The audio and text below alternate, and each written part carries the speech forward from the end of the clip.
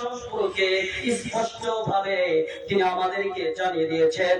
মুসলমানেরা তোমরা শুনো, হে বিশ্বের মুসলমানেরা, যারা আমার প্রতিমা নিয়েছ, যারা কোরআনকে একবার যারা কোরআনের প্রতিমা নিয়েছ, ঈমান এনেছ, যারা নবীর উপরে ঈমান এনেছ, তোমরা শুনো, শয়তান তোমাদেরকে সব সময় পথভ্রষ্ট করতে চায় এবং শয়তানের কর্ম কখনো তোমরা করবে না।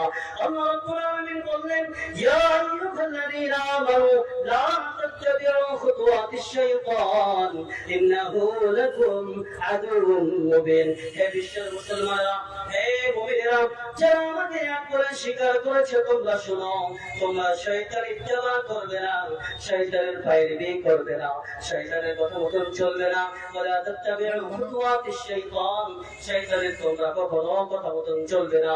ইন্নাহু লাকুম আদুউম মুবিন, নিশ্চয় শয়তান তোমাদের দুশমন, এর মধ্যে কোনো সন্দেহ নেই। শয়তান আমাদের দুশমন, এর মধ্যে কোনো সন্দেহ নেই। যেমন আমাদের আদি পিতা আদম আলাইহিস সালামকে এবং আমাদের মা হাওয়া আলাইহিস সালামকে জান্নাত থেকে বের করতে ছাড়েনি, তো আমরা তার সন্তান, আমরা তো পাপী মানুষ, আমাদেরকে কি করে ছাড়বে? এই জন্য সব সময় আমাদেরকে আল্লাহ রাব্বুল আলামিনের জিকির আজকার করতে হবে। যদি আমরা জিকির আজকার থেকে গাফিল হয়ে যাই, নামাজ থেকে দূর হয়ে যাই, আল্লাহ রাব্বুল আলামিন পবিত্র কোরআন মাজিদের মধ্যে তুলে ধরেছেন, ومن يعش عن ذكر الرحمن يقيد له شيطانا فهو له قرين।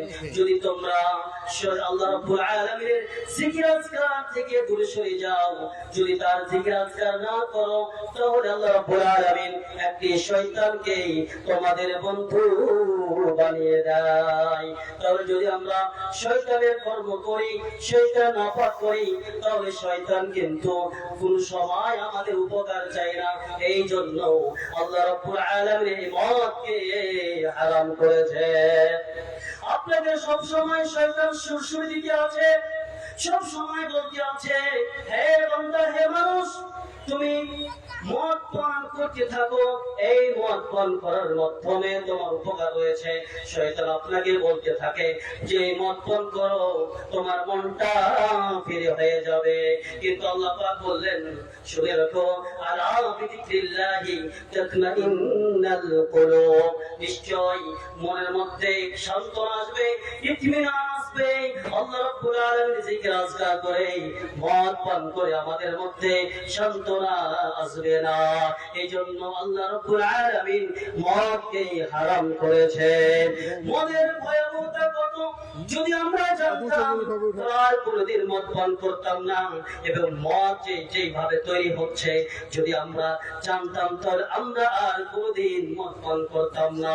আমাদের পার্শ্ববর্তী গ্রামে আদিবাসী ভাইরা যেভাবে পচায় তৈরি করে, এই মুসলমানের বাচ্চারা জানোয়ারের মতো, পশু পাখির মতো, বিড়ালের মতো, আর পশু পাখি বিড়ালের মতো তারা গট গট করে পানি পান করে, যারা পচাই করে পান করে, তারা কিন্তু আসলে অনেক আছে, অবগত আছে, জানা সত্ত্বেও তারা মদ পান করে থাকে। কিভাবে তৈরি হয়? তারা যখন ভাত রান্না করে, তারা ভাত রান্নার মতো তারা রান্না করে, আবার সেটা একটা সুন্দর হাঁড়িতে, সুন্দর একটা বাসনে সুন্দর করে ঢেকে রেখে দেয়।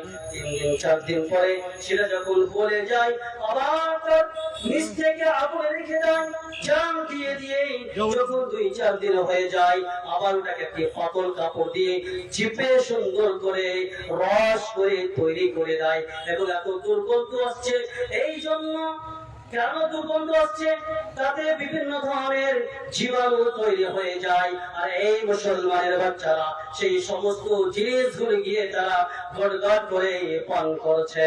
এই জন্য আল্লাহ পাক বললেন, ওয়ালাকাদ জাআলনা বিজাহান্নামা কাসীরাম মিনাল জিন্নি ওয়াল ইনসি লাহুম কুলুবুন লা ইয়াফকাহুনা বিহা ওয়া লাহুম আ'য়ুনুন লা ইবসিরুনা বিহা ওয়া লাহুম আযানুন লা ইয়াসমাউনা বিহা উলাইকা কাল আনআমি ওয়াল হুম আদাল।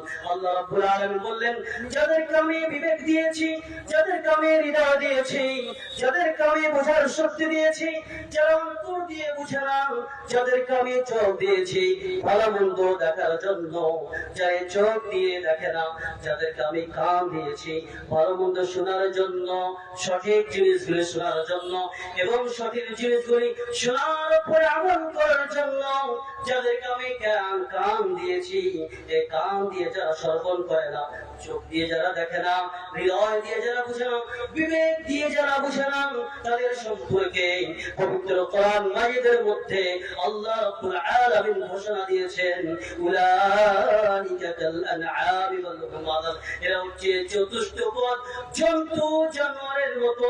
এখান থেকে আল্লাহ রাব্বুল আলামিন ক্ষান্ত হননি, তিনি শুধু বাদ দেননি জন্তু জানোয়ার বলে তিনি ছাড়েননি, বরং তিনি বলেছেন উলাইকা কাল আনআমি ওয়াল হুম আযাল।